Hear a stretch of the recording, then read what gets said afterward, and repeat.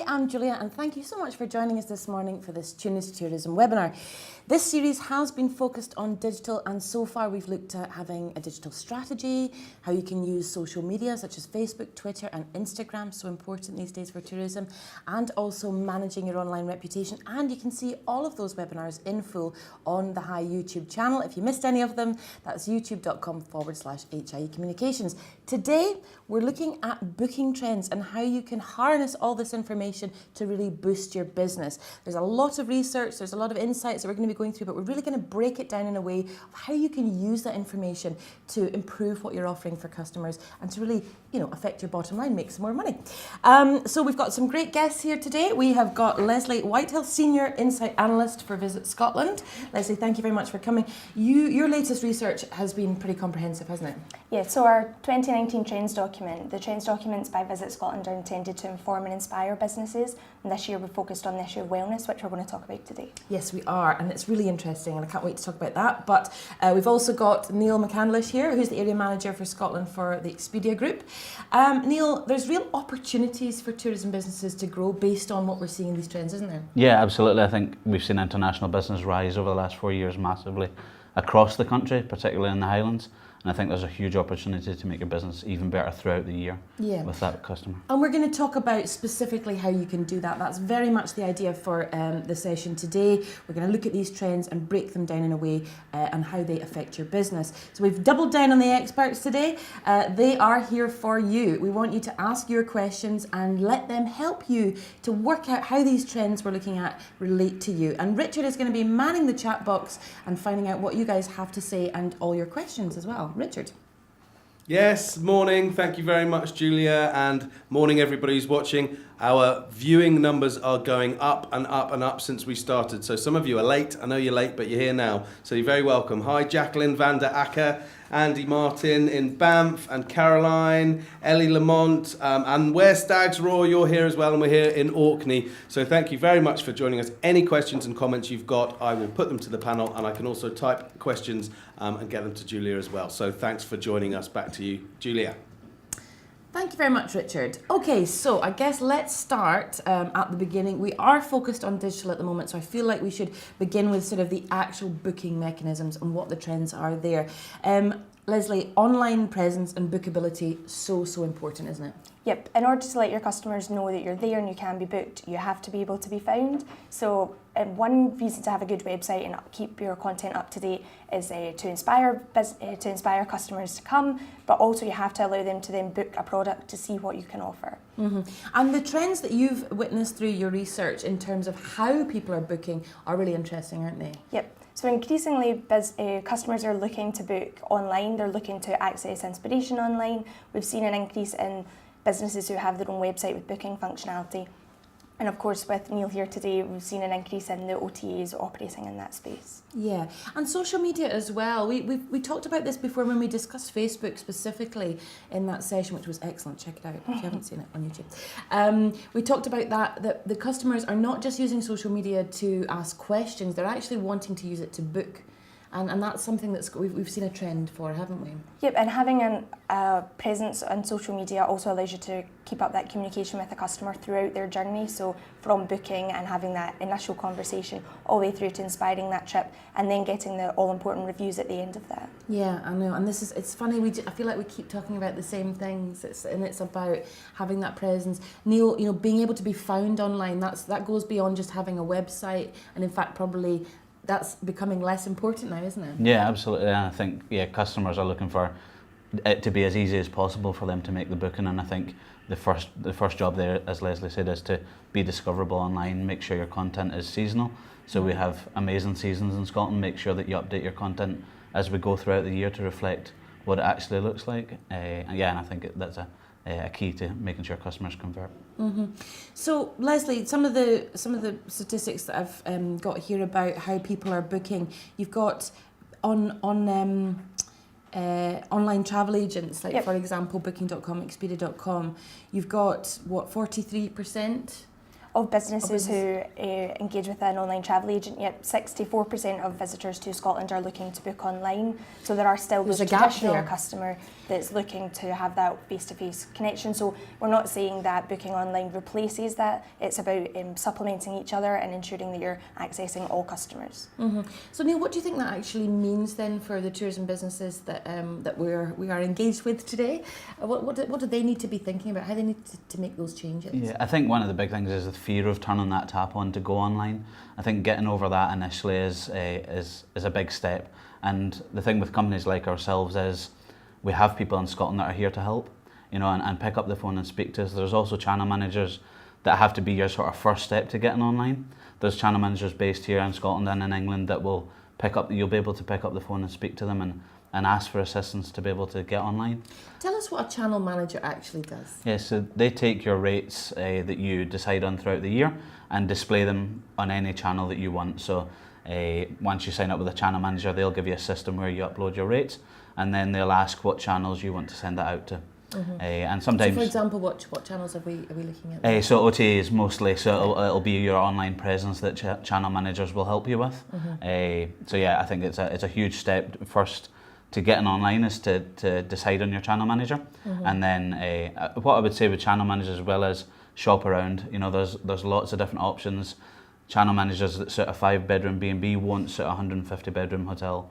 So shop around, make sure you find the right fit for your business. And how can you do that? Where can you find these Yeah, so we have a website that I'll share with you afterwards that I think it's expediaquickconnect.com that will allow hoteliers to go on and see a list of a lot of the channel managers that we work with, but also just on Google to search for channel managers, you'll be able to see a massive list there. Equally, I should point out that Visit Scotland also offers support through our industry relationship managers, so they'll be able to let you know who we're working with and the pros and cons potentially of some of those suppliers. And we talked last week about, when we were talking about building and managing your online reputation, about searching for competitors and searching for yourself and see where you're missing out, where you could be and you're not. And that's a good first step to take, isn't it, as well? Because there's maybe something that you could be doing that you're not, which is a business opportunity for you. I think with that, looking at your competitors as well, we have us and other OTAs will have the capability to compare yourself to those competitors quite quickly, so you won't have to shop around on individual dates. You'll be able to see aggregated where you perform better than your competitors, where they're beating you, and that's key to having a successful business as well, to make sure that you're keeping up with what your competitors are doing. And another trend that you sort of identified is that people are wanting to link different aspects of their holiday together at the initial stage when they're booking, aren't they? Yeah, and I think that's where we see Expedia having an added value. We are there to be part of your distribution channel, we're not there to take over your hotel. So I think one of the big value propositions we have is that we allow customers to book their entire trip on one platform. So I think that's where we can really help and assist individual hotels in the Highlands gain that customer that's looking to book an entire trip to the UK. And we've had massive success over the last 2 years doing that. So you could potentially have rates that are hidden, but when somebody tries to book a product that's connected in with their flights, for example, their car hire, then they get access to that special rate. Yeah, so we package flights, car hire, rail and activities with accommodation. So as soon as you book one of those elements, you'll be offered prices on the other elements to make your entire trip a little bit cheaper. And actually the activity providers, that's a trend, isn't it? Because a lot of people are already using a booking online for their accommodation, but it's the activities that maybe are catching up now, aren't they? Yep. So inspiring a visitor to come to Scotland is about more than the accommodation and the method of travel. Those are the big elements, but when they're formulating that trip in their head, they need to know what they're going to be spending their days doing. So allowing them to book some of those attractions or activities in advance allows them to really turn that vision of their trip to Scotland into an actuality. And it's also about budgeting, isn't it? I mean, people want to sort of get those things booked in advance and get them paid for in advance and have a bit more time to do that. And obviously now we're living in a times where, people don't have as much money to spend, so they want to, be able to spend things on the things they enjoy, but have a way of saving up for that and doing that as a more economical way. Yeah. So what else are we talking about here? There are broader trends, obviously, for booking behaviours. Those are sort of some of the initial ones there. But the broader trends, as you mentioned earlier, Lesley, in your trends document, wellness. And this is something that's hugely valuable, isn't it, to the tourism industry? Yep, and the reason that we've chosen to focus on wellness as a trend for this year is previously it's been treated as an individual trend. We've had things like digital detox, which is now known commonly as people wanting to use their holiday to get away from the speed of life. Now we've focused on wellness as an issue because it has become a cultural shift. It's changing everyone's lives and your customers' expectations of their trip. The potential for visitors, for businesses in Scotland is massive. It's grown to over $640 billion industry worldwide and is growing twice as fast as global tourism internationally. So there's a real potential to get some high spend visitors coming through your doors. Yeah, that's a big statistic. I think we've got that. They're just moving twice as fast as growing twice as fast as global international tourism, and they are high spending tourists, aren't they? It's not just that it's growing twice as fast; it's that they are really valuable. Yep. They're spending a lot more money. They're I think according to the GWI in 2017. On average, international wellness tourists spend 53% more per trip than the typical international tourist, and actually the premium for domestic wellness tourists is even higher, 178% more than your average domestic tourist. Yep. That's huge. Massive opportunity for businesses. Key international markets as well leave Scotland well placed to capitalise on this trend because there's two core existing markets that are really strong for wellness tourism, the USA and Germany, and then we also have two of our emerging markets, India and China, that are up there in terms of wellness and looking for those experiences as part of a trip. We should say at this stage, what is wellness tourism? So wellness tourism, and I'll double check my notes so I get it right, is any type of wellness trip or travel that gives the benefit or improves the balance of an individual's life. So we've addressed issues concerning your own personal mindfulness and outlook on life, activities that might add to your personal knowledge or grow your understanding of a region or of yourself, and also of those changes that then impact on the consumer's expectation. So things like travelling as part of your family rather than by yourself, or potentially if you are looking to discover something about yourself, travelling alone. So it really is a wide-ranging topic that leaves lots of opportunity for businesses to capitalise on. Now, for the majority of travellers who are not primarily wellness travellers, as we define it, wellness is still integrated into their trip, isn't it? So can you give me some examples of what that could be then, of wellness for just your average business or leisure travel? Yep, I think one of the easiest trends to understand is everyone will have seen around them the move to people wanting to be more environmentally aware and considerate, and that speaks to, or is specifically relevant when you're travelling, because people are aware of the carbon footprint of travel, either domestically or if they're flying from an international flying to an international destination. So people are looking for things that offset or counterbalance that impact that they're potentially having on the environment. That could be as simple as you'll have seen in bars, we don't have plastic straws anymore, so zero waste businesses, or if you're using local or sustainable produce in your restaurant or cafe. The organisation Green Tourism can offer a lot of support for businesses, and they also have a little tool on their website that lets you check up on the health of your green credentials. So if it's stuff you're already doing, shout about it, because Exactly. people are really interested. So Yep. that's a practical step you can take if you're already doing these things. Neil, are you seeing the wellness trend as well? Yeah, I think we're seeing, one of the things we're seeing is a growth of customers of all age groups travelling from abroad to Scotland, which I think indicates that they're coming here for more than the traditional reasons that we've saw in the past. So I think, I support what Lesley says there. I think it's definitely growing in Scotland. A huge industry. Richard, I believe we've had some questions coming in the chat box. Tell us what's been happening in there. Yeah, thanks, Julia. Yeah, it's sparking good bit of interest here with the wellness stuff. But Catherine was just asking, you might have a comment here on the panel, but Catherine was morning from North Uist. Morning, Catherine.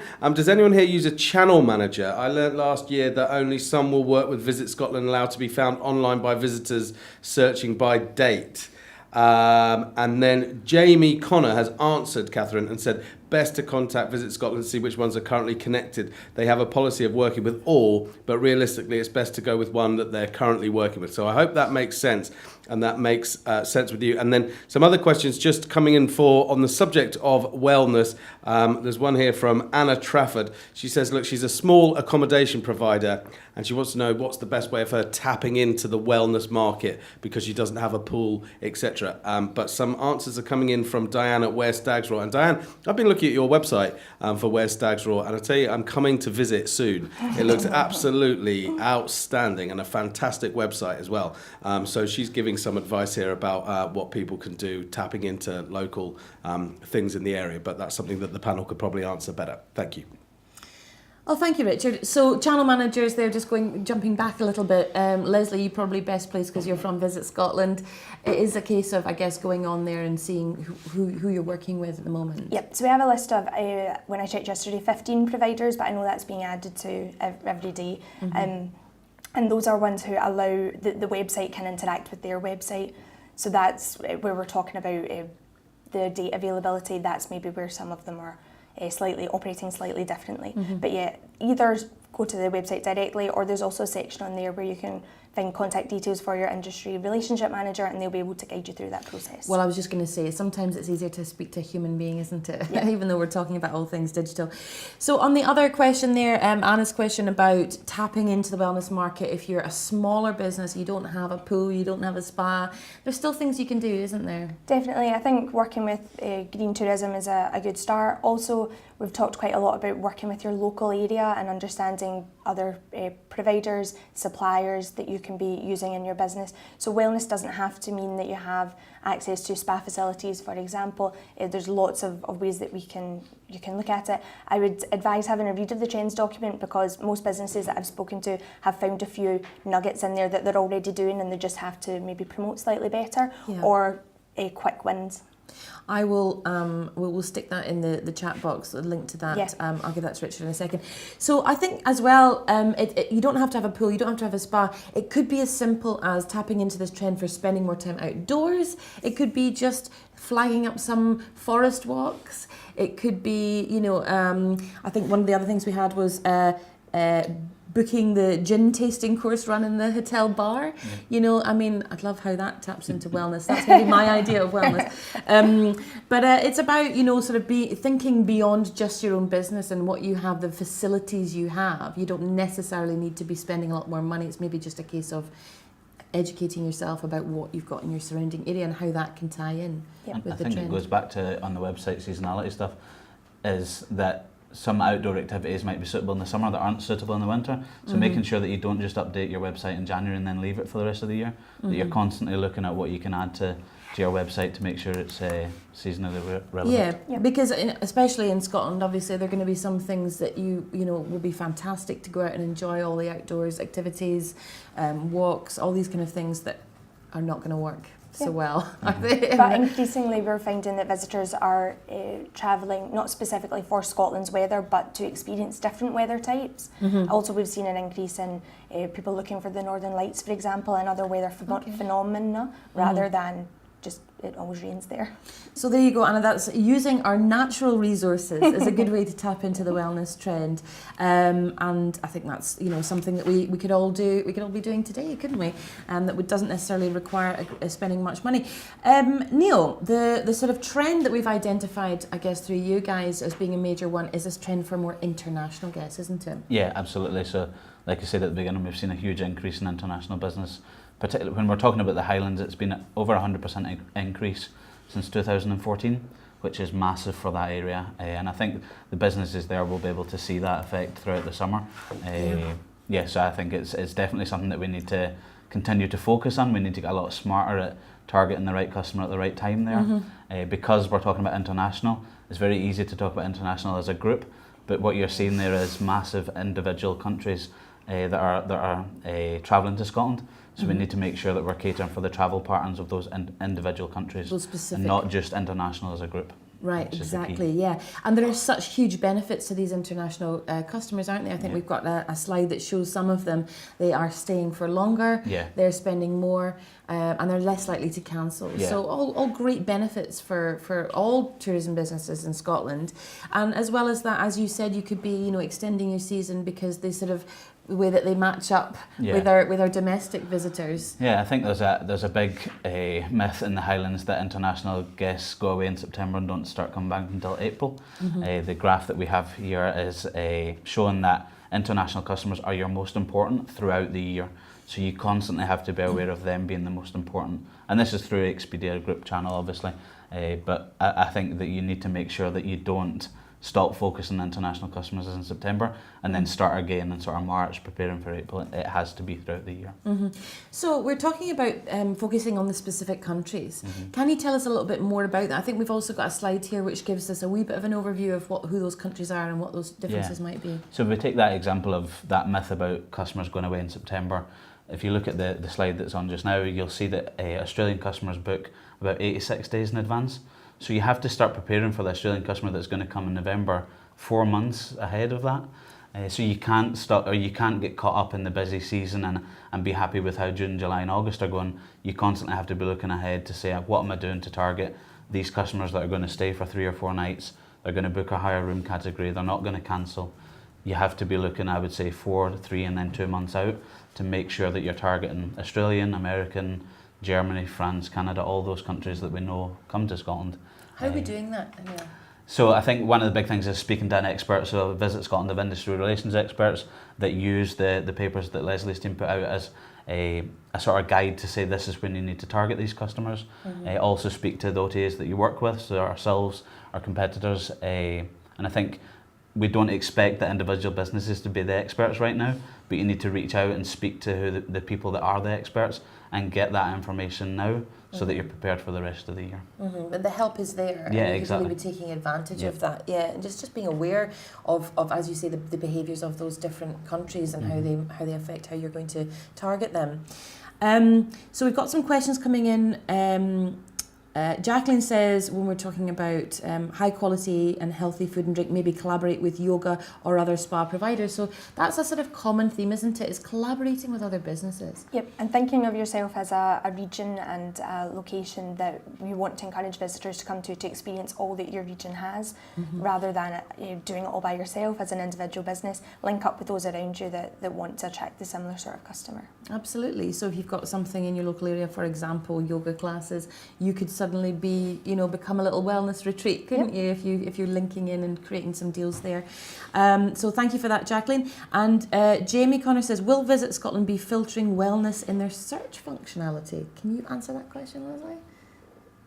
Well, there are pages on there already relating to wellness concepts, so you would be able to find I guess he's maybe talking there. about if you were a customer and you were trying to search for businesses that had wellness kind of as their focus, would you be able to find them? I think the current, I would have to double check, but I think the current ones we would have on is you can highlight if you want an environmentally friendly, you can filter down by green tourism grading, I believe. I think that's one of the ones that you could limit on.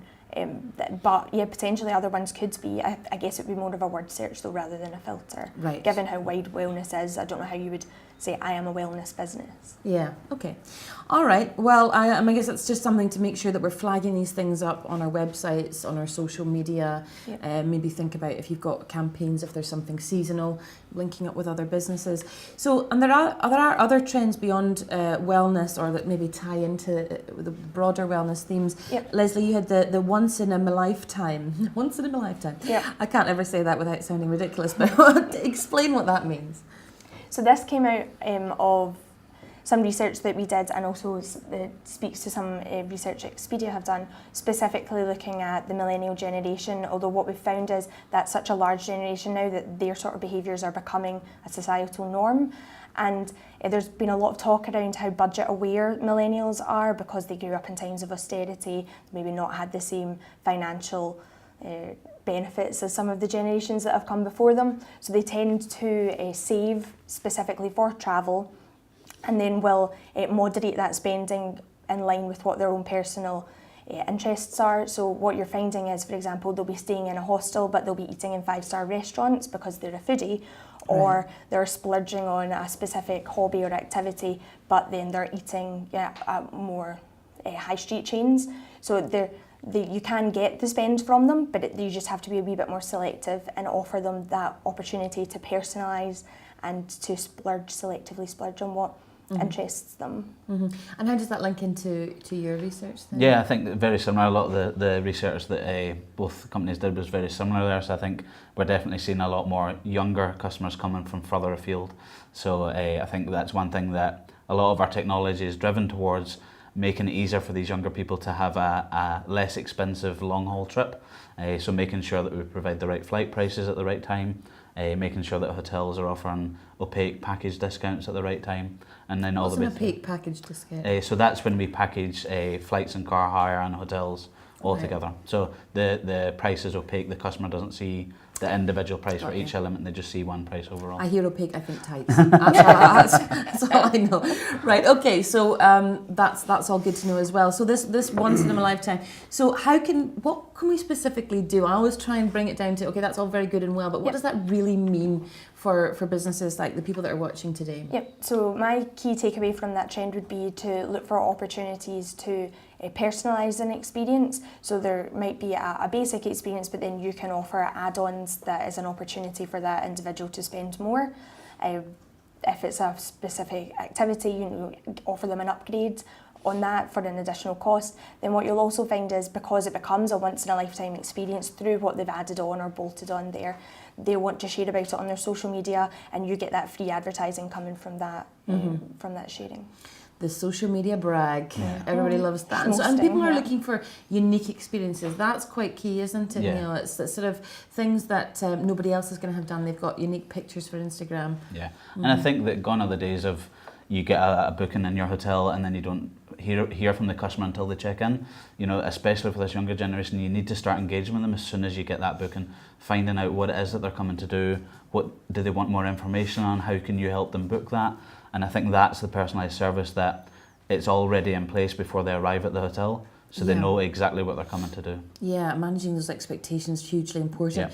We've got another question coming in here. How can businesses get in on Outlander Etc? And that's a big motivator, isn't it, to travel now, Lesley? Yep. So Outlander, the Outlander effect, or film tourism in general, is a massive driver for international tourists especially, Outlander being particularly popular in America and Germany, two of our key markets.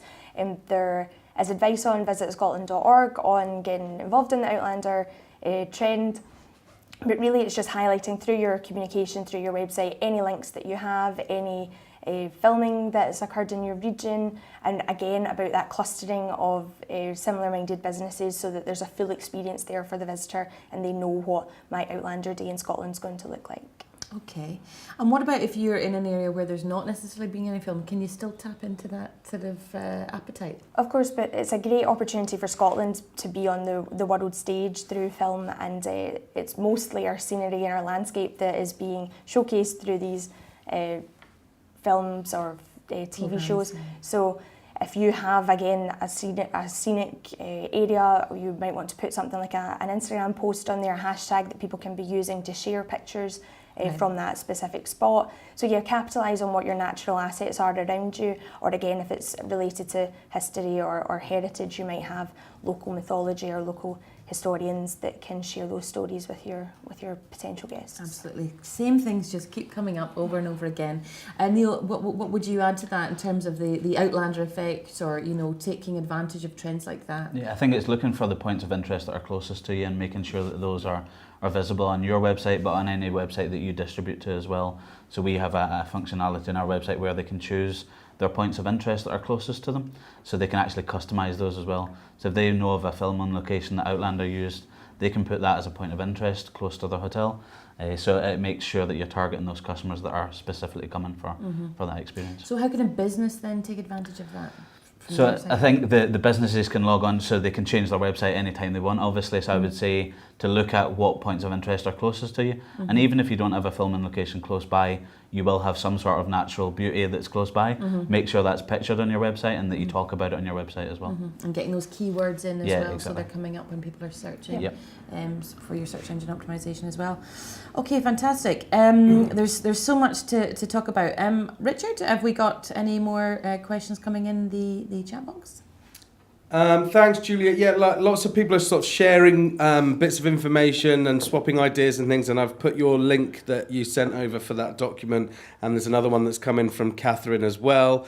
There's just some people, Kate Ferguson was just kind of slightly off topic, but was saying she'd been around the North Coast 500 and was disappointed that there were so many attractions closed, which people are sort of talking about this, and it sort of ties into the collaboration with other tourism businesses and collaboration in this kind of concept of wellness and the trends. But people are talking about, to extend seasonality, to collaborate with other businesses, for example, having 2 different restaurants that open part-time each, which is quite a good idea. The other thing that's sort of come in, which I was very worried about, Catherine said when you mentioned Outlander, Jing's Outlander. So I was a bit worried, but that something had happened to Catherine. But no, she just cringes when they attempt to speak Gaelic on the programme. And then Caroline has just told us that their connection to film and TV is that Jeremy Clarkson once drove a Land Rover up the hill behind one of her holiday lets.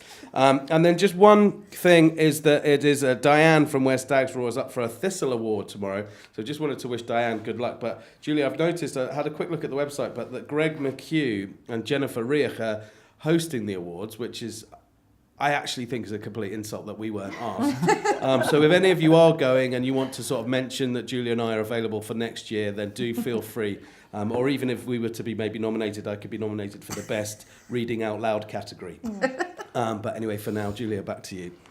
Thank you very much, Richard. Yes, very much available. I'll put in a good word for you. Thank you. I don't know whether I should admit this, but I've never seen Outlander, so I don't know. I probably would cringe too, as a Gaelic speaker myself. So that's really great. And actually, that trend in terms of what people's expectations are for businesses for their opening hours, what do we need to learn from that then? From what's your research suggesting about, especially for the international guests? Well, exactly what Neil's mentioned, that there is this, it's almost chicken or egg situation where seasonality plays a huge impact on when people are choosing to take their trip. So is it that there's no visitors coming, therefore everything is shut, or is everything shut because there's no customer, and then no customers can come because things are shut? Mm-hmm. They're not coming because they can't, there's nothing they can do. There's nothing to do. And obviously there's opportunity for businesses if they're able to be open all year round or extend that season. What we see as a key market there is the domestic tourists, because it's easier for them to come up. If there happens to be a nice weekend earlier in the year than they would expect, it's easier for them just to make that split-second decision to come. Mm-hmm. But yeah, from what Neil's mentioning as well, the lack of cancellation from the international market would also extend that season for businesses. Mm-hmm. So we have to plan really far in advance and look at what those windows are for the specific countries, but then also think about our domestic customers and how we can maybe tap into, as you say, a nice period of weather or whatever, and how we could be really enticing them to come up and spend some more money with us. What are the other sort of general trends then, Lesley, that you've sort of identified? I think most businesses will be aware that there has been a move from the consumer looking to accumulate stuff. They don't want to buy things anymore. They're valuing those experiences over the accumulation or adding to their personal ownership. So that translates well to holidays, because it is something that you experience, you spend time on, you enjoy the booking and planning process as well. You can take time back to yourself and de-stress. So that's a really important one, just to bear in mind generally, that consumers' attitudes towards holidays are changing. They're becoming more of a necessity, but equally they're not looking for the same types of experience. They're looking for those once-in-a-lifetime experiences now. Experience, that's the key word, isn't it, Neil? And people are looking, as you said earlier, to package things up and to create something quite special. Yeah, and I think as everybody becomes more aware of the price of things and they want to have that amazing experience without having to spend a massive amount of money, I think you have to continue to add value as a business. So what we were talking about before, about making sure that we're interacting with customers right at the booking stage all the way through to after they stay, But most importantly, when they check in and when they're at your property, make sure they're happy, make sure that they leave with a positive opinion and that they leave a positive review somewhere, because it's free advertising for you, and you need to make sure that with average rate increases across the Highlands in the last 4 years, customers expect more. You need to make sure they're happy when they're on property. So how can we be doing that? You've got a function, don't you? Yeah, so I think we've got a function, and it's a good example of where we've used technology to make a hotelier's life easier. So we've developed something called real-time feedback, which sends the customer an email on check-in to ask them how the room is, how's the location, and how is... Does it match up with your expectations? Yeah, exactly. And what we do with that information is we don't put it on any public forum, we send that directly to the hotel, and they can interact with the customer over our chat function to make sure that the customers are happy. With this different generation of customers travelling, they don't necessarily want to come down and complain at the desk. So real-time feedback gives you a way of making sure that customer's happy without having to go and knock on their door or ask them to come down to reception. So these millennials don't Yeah, like exactly. to speak to anyone Yeah. directly. Don't look at me. So that's quite important. What about for then activity providers or visitor attractions? Is there that function there for them as well? We don't have that function as yet for them. Experiences is something that Expedia is starting to develop. I think we're further down the road with the accommodation side of things than we are with experiences right now. But I'm sure we'll get there. So. But we can take the principles there Yeah. of making sure that people at every stage of their journey are satisfied and that we're meeting their expectations. That's something we can still be doing ourselves, isn't it, Lesley? Yeah, definitely. And one of the trends that we identified was what we've termed spends with benefits. So yeah, as people become more aware of the cost of things, they're looking to get those additional elements, those add-ons that make their experience all that better, which can come down to your customer experience, how your customers are interacting with the staff on site. I was recently at Britannia for my aunt's birthday, and they found out it was her birthday and brought her a birthday card. Small things like that make a huge difference to a customer, but don't actually cost the business anything really to take that extra time. And I guess also tying into what we were talking about earlier about understanding a wee bit more about your local area in terms of the history and the culture, and educating yourself and your staff to be able to add that to the experience when they're there. Jacqueline has just gotten in touch. She's saying, beside wellness, I understand food and drink experiences are becoming popular too. Is this correct? Yes. Yeah. So we've seen an increase in visitors looking to go to distilleries, for example. So you mentioned gin tasting, whiskey tastings earlier, paired food and drink matching, but also immersive courses like when they're going to a local bakery, for example, and learning how to make buttery or whatever a local product might be. So it's transcending the food and drink in the traditional sort of restaurant form all the way to street food and that sort of trend. We did actually have a full webinar on food and drink tourism, which if you go onto youtube.com/HIE Communications, you have to do that when you say // you have to do that, it's the law.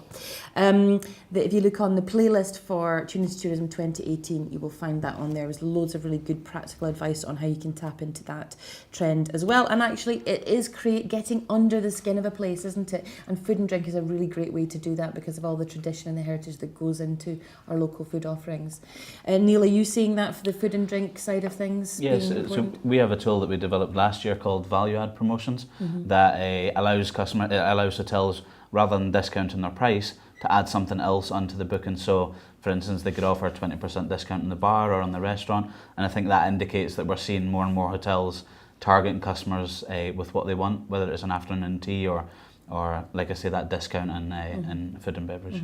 And Lesley, if you are more of an activity provider, for example, maybe tour, you could be linking in with people that are able to provide food and drink experiences sort of as part of your package as well. Yeah, definitely as part of your tour, or as Neil mentions at the beginning or the end, starting your tour somewhere. Even walking tours, for example, can meet somewhere, and then that could be part of that collaboration between those two businesses. And also in smaller places, maybe providing the opportunity to use a kitchen to be able to use those spaces in a way that's perhaps not what you might have done in the past. Yep. We mentioned earlier around people looking for experiences over ownership, and one trend that we've seen come out of that is they're looking to learn something on a holiday. So one example of that would be a cookery class, or which doesn't have to cost anything, just allowing someone to come in and and spend time in your kitchen because that's what they're interested in, is something that we've seen people offering. And it could be just your granny's recipe for Cullen skink or something, Exactly, couldn't it? So it doesn't necessarily need to be something you invest hugely in.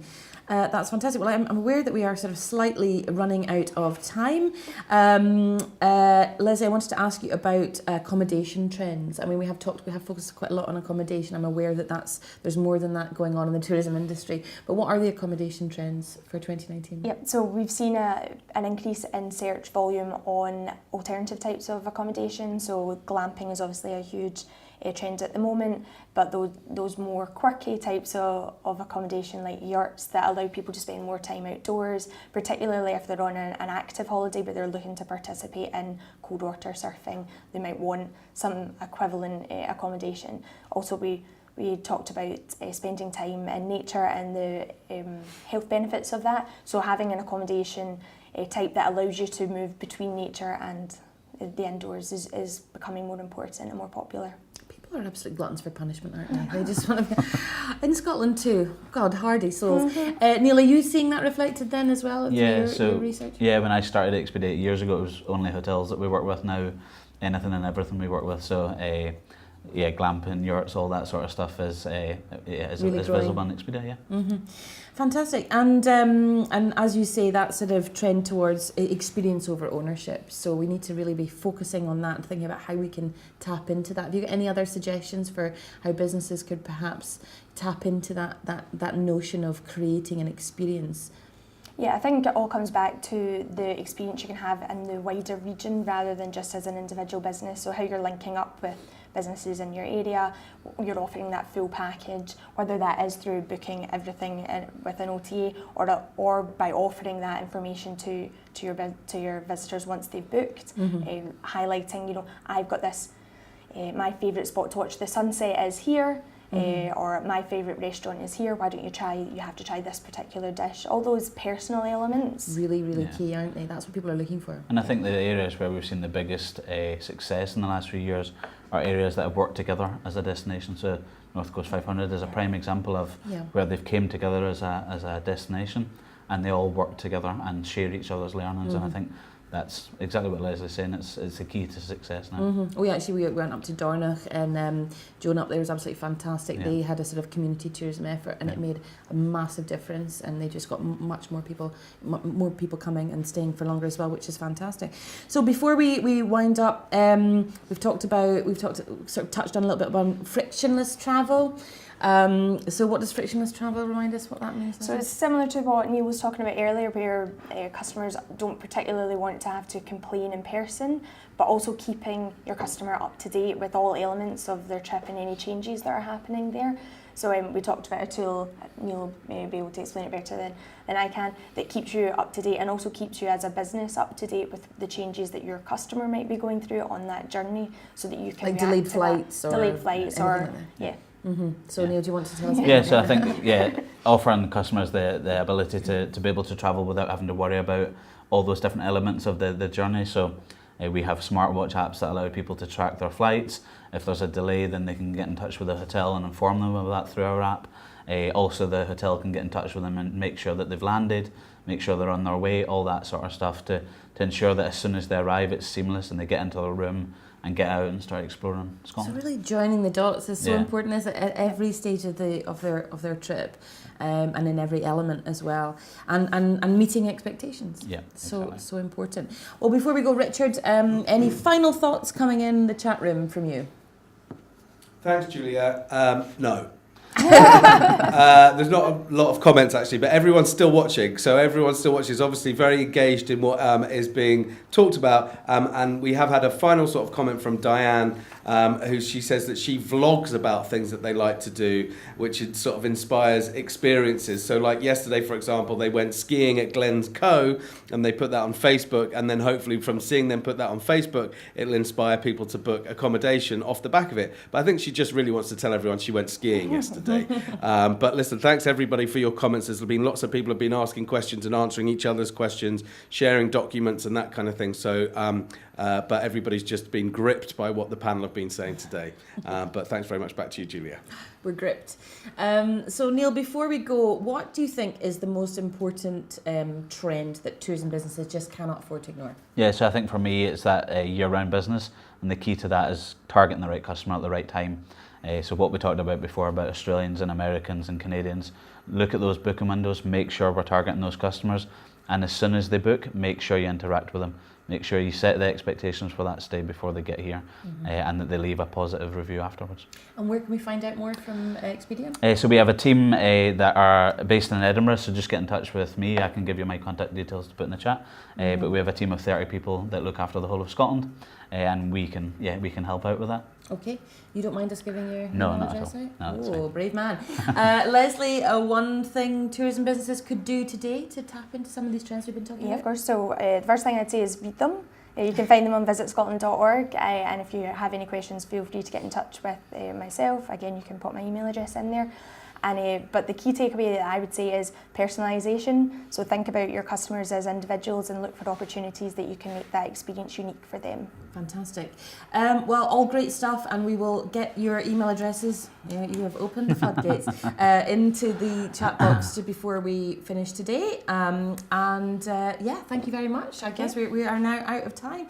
Thank you so much to you for taking part, for watching, being gripped there in the chat box, and thanks to our guests for sparing their time, Lesley Whitehill from Visit Scotland and Neil McCandlish from Expedia.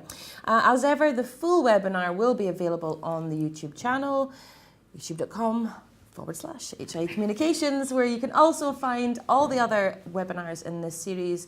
The playlist is called Tune Into Tourism 2019. But as I said, there is a playlist from last year, which has also got the food and drink, as well as cruise tourism, bike tourism, all sorts of really interesting stuff that you can have a look at on YouTube and watch at your leisure. Just make sure that you don't miss next week's, which is the last one in this series. We're going to be having a very close look at whether you need to maybe have a look at your website and see whether it is doing what it's supposed to do. We're going to have guest Gary Ennis from Ennis Design, who some of you might know. He's a brilliant trainer. And also we've got Callum Rogerson from In Your Element. So he'll be bringing that tourism business perspective for us next week. You can follow us on Facebook at Highlands and Islands Enterprise. You can also follow us on Twitter at HIE Scotland. But for now, I've been Julia Sutherland. Thank you so much for taking part. Goodbye.